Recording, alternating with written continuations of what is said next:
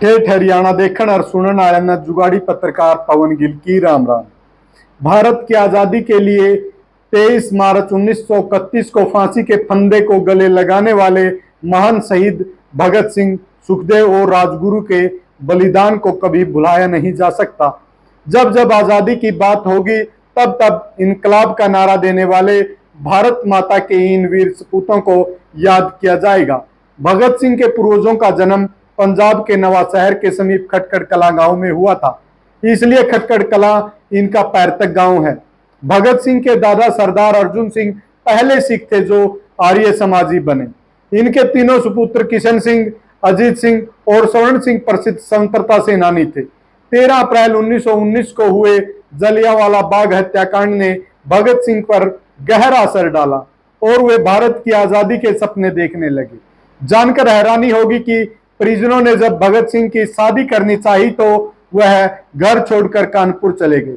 अपने पीछे वे जो खत छोड़ गए उनमें उन्होंने लिखा कि उन्होंने अपना जीवन है जो देश को आजाद कराने के महान काम में समर्पित कर दिया है, इसलिए कोई दुनियादारी इच्छा या ऐशो आराम उनको अब आकर्षित नहीं कर सकता।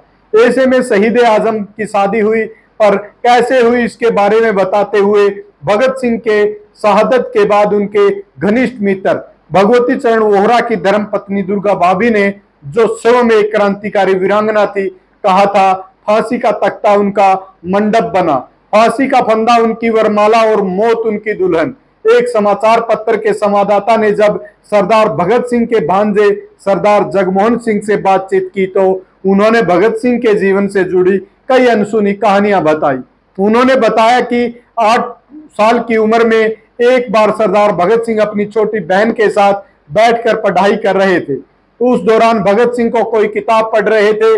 उसी समय उत्सुकता से छोटी बहन ने उनकी किताब देखने की कोशिश की। जब भगत सिंह ने अपनी 4 साल की बहन के सीने पर जलती लालटेन रख दी, जिससे वह कई जगह से झुलस गई। जैसे ही वह चिल्लाई, भगत सिंह ने बहन का मुंह बंद करते हुए कहा कि चिल्लाने नहीं, मैं तो देखना चाहता था कि तुम्हें कितनी सहन शक्ति है। जब सहन शक्ति होगी तभी देशभक्ति की राह में आगे चल पाओगे। भगत सिंह ने यह बात सुनकर छोटी बहन से अपनी पीड़ा को सहते हुए चिल्लाना बंद कर दिया।